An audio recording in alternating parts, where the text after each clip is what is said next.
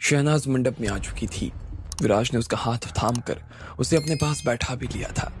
पंडितों के हिसाब से मुहूर्त भी हो चुका था और सब लोग उन दोनों के बस फेरे लेने का इंतजार कर रहे थे। लेकिन जैसे ही विराज शहनाज की मांग में सिंदूर लगाने वाला था कि इतने में पीछे से लकी की आवाज आई। वो गुर्राते हुए विराज के सामने आकर खड़ा हो गया। विराज एक बार के लिए तो घबरा गया, लेकिन फिर उसे लगा जैसे कि उसे घबराने की कोई जरूरत नहीं थी। उसके पास में योगीराज था और योगीराज आराम से लकी से निपट सकता था। लेकिन फिर भी विराज ये बर्दाश्त नहीं कर सकता था कि उसकी शादी में किसी तरह का तमाशा हो। वो पूरी तरीके से उसे बचाना चाहता था। हाँ, एक बार उसकी शादी अगर शहनाज से हो जाती तो फिर वो आसानी से लकी से निपट सकता था। खैर, ख्वाजा जो कुछ भी कह रहा था उसके ऊपर लकी का ध्यान नहीं जा रहा था। वो उसकी बात नहीं सुनना चाहता था। उसकी आंख तो बस शहनाज के चेहरे पर ही टिकी हुई थी। उसने अपनी राधिका को जब भी दुल्हन के रूप में देखा तो इसी तरीके से देखा था।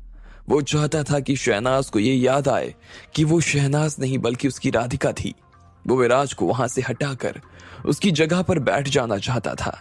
लेकिन लकी जिस तरह से शहनाज को देख रहा था, शहनाज लकी को उस तरह से नहीं देख रही थी। वो उसे बहुत ही घिन भरी नजरों से देख रही थी। उसे लकी के ऊपर गुस्सा आ रहा था और उसका गुस्सा देखकर लकी को एक बार के लिए डर लगना शुरू हो गया। क्या सच में वो विराज से ही शादी करना चाहती थी? लकी अपने आप में यही सवाल कर रहा था। शहनाज, क्या तुम सच में विराज से शादी करना चाहती हो? लकी ने उससे पूछ लिया। उसका दिल बेचैन हुए जा रहा था। वो सूखे पत्ते की तरह हो गया जो किसी भी पल में डाल पर से टूट सकता था। लेकिन इससे पहले कि शहनाज उसके सवाल का जवाब देती, इधर से विराज ने बीच में आते हुए कहा, योगीराज जी, अभी की अभी इस घुसपैठिए को मेरी आंखों के सामने से दूर कीजिए। उठाकर बाहर फेंकिए इस आदमी को। इससे कैसे निपटना है ना, इसके बारे में हम बाद में सोचेंगे। फिलहाल मुहूर्त बीता जा रहा है। जैसे ही विराज ने इतना पर कहा, उसके बाद में भीड़ को चीरते हुए योगीराज उसके सामने आकर खड़ा हो गया।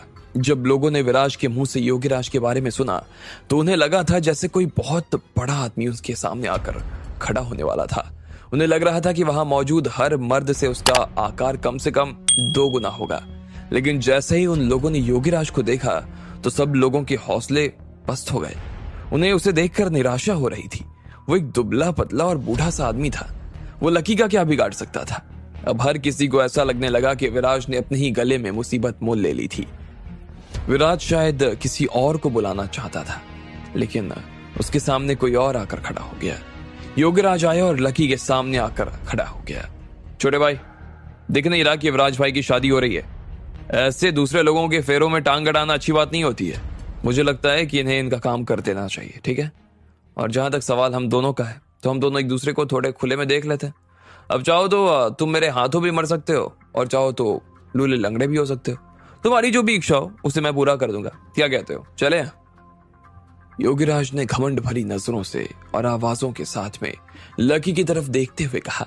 जैसे ही उसने इतना भर कहा कि इतने में वो थोड़ा सा नीचे झुका और उसने देखा कि उसके नीचे का जो फर्श था उसमें दरारें आने शुरू हो गई। वहां लगा संगमरमर चटक गया। जो लोग अभी तक योगीराज को हल्के में ले रहे थे, जब उन्होंने ये सब देखा तो भाई वो तो हैरान ही हो गए। एक आदमी सिर्फ अपने पैर की हरकत से फर्श को कैसे चटका सकता था? अगर वो इतने में से इतना कर सकता था तो फिर तो जब वो लकी के ऊपर हाथ उठाता तो वो क्या नहीं कर सकता था? सब लोगों की नजर में अब योगीराज के लिए इज्जत बढ़ गई। लकी भी उसकी इस हरकत को देखकर थोड़ा सा चौंक गया। वो समझ गया कि उसके सामने जो आदमी खड़ा था वो कमजोर तो नहीं था, उसमें काफी ताकत थी। लकी ने तुरंत उसे देखा और कहा, वैसे मैं भी आपको एक चीज बता देना चाहता हूं। अभी जब मैं अंदर आ रहा था तो 2-4 लोग और आपके जैसे मुझे दरवाजे के बाहर मिले थे। वो भी मुझे इसी तरह से रोकने की कोशिश कर रहे थे, लेकिन मैं तो यहाँ अंदर आ गया और वो लोग उधर कुत्तों की तरह ना जमीन पर पड़े हुए रो रहे हैं। आप उनका रोना सुन सकते हैं और अगर आपकी इच्छा हो तो मैं आपकी भी वैसी ही ख्वाहिश पूरी कर दूंगा, आपको भी रुला सकता हूँ। क्या है कि जब लड़की की विदाई होती है ना तो लड़की वाले रोते हैं, लेकिन यहाँ तो लड़के की विदाई होने वाली है, इसलिए लड़के वाले को तो रोना ही पड़ेगा ना। अरे वाह मेरे बातों के बादशाह, क्या बात है। चलो अब देख ही लेते हैं कि किसकी बातों में ना कितना दम है और किसकी लातों में कितना दम है। जैसे ही योगीराज ने अपनी बात खत्म की, उसके बाद में उसने फिर से अपना पैर जोर से जमीन पर मारा और सीधा लकी की तरफ किसी तोप के गोले की रफ्तार से आगे बढ़ने लगा। वो जिस तरह से उसकी तरफ जा रहा था, उसकी आवाज अपने आप में बहुत खतरनाक थी। ऐसा लग रहा था कि बंद कमरे में बादल गरज रहे थे। औरतें तो ये देखकर डर ही गई थी और मर्दों ने भी डर के मारे अपने पास खड़ी हुई औरतों के हाथ थाम लिए। वो बहुत ही तेज गति से लकी की तरफ बढ़े जा रहे थे। योगीराज लकी की तरफ आया और उसने उसके चेहरे पर एक जोरदार मुक्का मार दिया। उसकी आंखों में ही नहीं बल्कि उसके पूरे शरीर में लकी के लिए गुस्सा भरा हुआ था। बाकी लोगों को लग रहा था कि अगर ये वार लकी के चेहरे पर लग जाता ना, तो वो ना सिर्फ लकी की नाक तोड़ देता, बल्कि लकी दरवाजे से भी ना ऐसा भिड़ता कि पूरा दरवाजा ही टूट जाता। लकी खुद भी उसे इतनी तेजी से अपनी तरफ आता देखकर एक बार के लिए तो घबरा गया। उसका मुक्का लकी की कल्पना से भी बाहर था, लेकिन इससे पहले ही उसने अपना हाथ उठा लिया था और सीधा योगीराज का मुक्का पकड़कर उसकी कलाई को मोड़ दिया। काफी तेज था वो, लेकिन जिस हिसाब से लकी ने उसे पकड़ लिया था, उसे देखकर ऐसा लग रहा था कि लकी उससे भी ज्यादा तेज था। एक बार के लिए तो खुद योगीराज भी चौंक गया। उससे पहले तो ऐसा लग रहा था कि वो एक ही वार में लकी को बाहर कर देगा और विराज के सामने अपनी इज्जत को और ऊंचा कर लेगा, लेकिन यहां तो बाजी ही पलट गई। उसने फिर से बिना देर किए अपना दूसरा हाथ उठाया और लकी के सीने में वार किया। वो लकी की छाती में से उसका खून बाहर निकाल देना चाहता था। हुआ भी यही। ये वार लकी नहीं झेल पाया। उसके मुंह से खून बाहर आया और वो धक्का खाकर नीचे जमीन पर गिर गया। लेकिन लकी ने हार नहीं मानी। उसने भी उसका मुक्का फिर से पकड़ा और उसकी कलाई को मोड़ दिया। उसे भी अपने साथ में नीचे गिरा दिया। उसकी जो ताकत थी, लकी उसे पार करने की पूरी कोशिश कर रहा था। इस बार फिर से योगीराज का मुक्का नीचे जमीन पर लगा तो धम की जोरदार आवाज हुई। फर्श में फिर से न सिर्फ दरार आ गई बल्कि बहुत बड़ा गड्ढा भी हो गया। ये देखकर योगीराज ने गुस्से में अपने दांतों को खींच लिया। वो फिर से खड़ा हुआ और अपने हाथ उठाने की कोशिश करने लगा। लकी को भी सीने में घाव तो लग गया था, लेकिन फिर भी उसने योगीराज को काफी घाव उसके हाथ पर दे दिया था। उसके हाथ में से भी खून चूने लगा। वहां हॉल में बहुत सारी जगह थी और लकी और योगीराज उसके बीचों बीच खड़े होकर एक दूसरे से लड़ाई कर रहे थे। क्या बात है, मुझे ये देखकर अच्छा लगा कि कम से कम तुम मेरे वार को झेल तो सकते हो। योगीराज तुम्हें कमजोर समझने की गलती कर रहा था। योगीराज ने अपना हाथ साफ करते हुए कहा। सफेद फर्श पर उसके खून के लाल कतरे गिर गए। वो लकी की तरफ देख रहा था और बस हंसे जा रहा था। उसे ऐसा लग रहा था कि सच में लकी को कमजोर कौड़ी तो नहीं था। वैसे योगीराज भी भारत का सबसे बड़ा मार्शल आर्टिस्ट था, लेकिन फिर भी तुम भी ये मत सोच लेना कि मेरे वार से बच गए हो तो बच ही जाओगे। मैं अभी रुका नहीं हूं, उसने कहा और फिर से लकी की तरफ देखने लगा। अब की बार उसकी आंखें और तेज हो गई। अब मैं तुम्हें दिखाता हूं कि मैं क्या कर सकता हूं और मैं क्या चीज हूं। इसके साथ ही वो फिर से लकी की दिशा में आगे बढ़ने लगा। वो इतनी तेजी से भाग रहा था जैसे दो लोगों की जान एक ही शरीर में आ गई। वो एक ही पल में लकी के पास आ गया और उसने लकी के सीने में फिर से वार कर दिया। इस बार योगीराज को काफी खुशी हो रही थी कि वो लकी को आराम से हरा सकता था।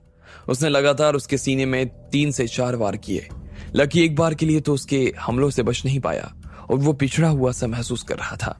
उसने देखा कि वो सांप की तरह लचीला था और इसलिए उससे बचना मुश्किल हो रहा था। लेकिन लकी इतनी आसानी से उससे हार नहीं मान सकता था। यहाँ सवाल राधिका का था और वो राधिका के मामले में किसी भी तरह की कोई कोताही नहीं कर सकता था। उसने अपने अंदर की ताकत को फिर से इकट्ठा करना शुरू कर दिया, लेकिन वो ताकत थी कि उसके हाथ में नहीं आ रही थी। क्या हुआ, अब जान नहीं बची गया? कह दो तो तुम हार गए तो मैं तुम्हें जिंदा छोड़ दूंगा, योगीराज ने कहा। लेकिन लकी को ये मंजूर नहीं था। वो बस उसकी आंखों में देख रहा था। उसकी ताकत कम होती जा रही थी, लेकिन फिर भी लकी मौके की तलाश में था। वो देख रहा था कि वो योगीराज पर वार कैसे कर सकता था। जैसे ही योगीराज ने विराज की तरफ उसकी तारीफ पाने के लिए देखा कि इतने में लकी ने उसके ऊपर हमला कर दिया। उसने अपना हाथ खोला और सीधा योगीराज के गले पर वार किया। इस वार की योगीराज को उम्मीद नहीं थी और वो एक बार के लिए तो घबरा गया। अगर वो जोर से लग जाता तो शायद योगीराज यही खत्म हो जाता, लेकिन इससे पहले कि वो लगता उसने अपने आप को नीचे झुका लिया। इधर लकी को ऐसा लग रहा था कि यही सही मौका था जब वो उसे उठाकर वो नीचे गिरा सकता था। योगीराज को भी यही लग रहा था कि लकी की जान अब खत्म होने वाली थी और उसने फिर से अपने टूटे हुए हाथ की मुट्ठी बांध ली। अगर ये मुक्का उसे लग जाता तो लकी का सपना टूट जाता। लेकिन लकी ने 1 सेकंड के लिए अपनी आंखें बंद की और जिजीविषा की सिखाई हुई टेक्निक को फिर से याद करने लगा। योगीराज को लगा कि लकी पागल हो गया था। मनी मन उसे ऐसा लगने लगा कि वो जीत गया था, लेकिन जैसे ही उसका हाथ लकी के चेहरे पर पड़ा तो उसे लगा कि उल्टा उसके हाथ की उंगलियां टूट गई। ये देखकर योगीराज अब हक्का पक्का हो गया था। उसे सांस लेते हुए भी नहीं बन रहा था और वो घबराया हुआ सा लकी को देखे जा रहा था। वो बहुत ज्यादा डर गया। लकी ने अपनी आंखें खोली और उसे मुस्कुराते हुए देखने लगा। इधर योगीराज के मन में उसके लिए ढेर सारे सवाल खड़े हो गए। इतने बड़े वार को वो इतनी आसानी से कैसे झेल गया? ऐसी क्या शक्ति उसके अंदर थी जो उसे झेल गया था? योगीराज को लग रहा था कि अभी जो कुछ हुआ ये नामुमकिन था। ऐसा तो नहीं हो सकता था। वो सिर्फ एक छोटा सा लड़का था, ऐसे में वो उसका वार कैसे झेल सकता था? इतने में लकी ने फिर से अपनी ताकत का इस्तेमाल किया और उसका हाथ पकड़कर जोर से खींचा। उसका हाथ अलग हो गया और देखते ही देखते योगीराज नीचे जमीन पर गिर गया। जैसे ही वो जमीन पर गिरा कि इतने में लकी ने अपना पैर हवा में उठाया और वो उसके सीने पर जोर से एक लात मारने वाला था। अब आगे क्या होने वाला था? क्या लकी योगीराज को खत्म ही कर देता? क्या इसके बाद वो शहनाज को अपने साथ ले जाने वाला था? आपको क्या लगता है, क्या होंगे इन सभी सवालों के जवाब? कमेंट बॉक्स में कमेंट करके हमें जरूर बताएं और सभी सवालों के जवाब को जानने के लिए सुनते रहिए इंस्टामिली न्यूज़।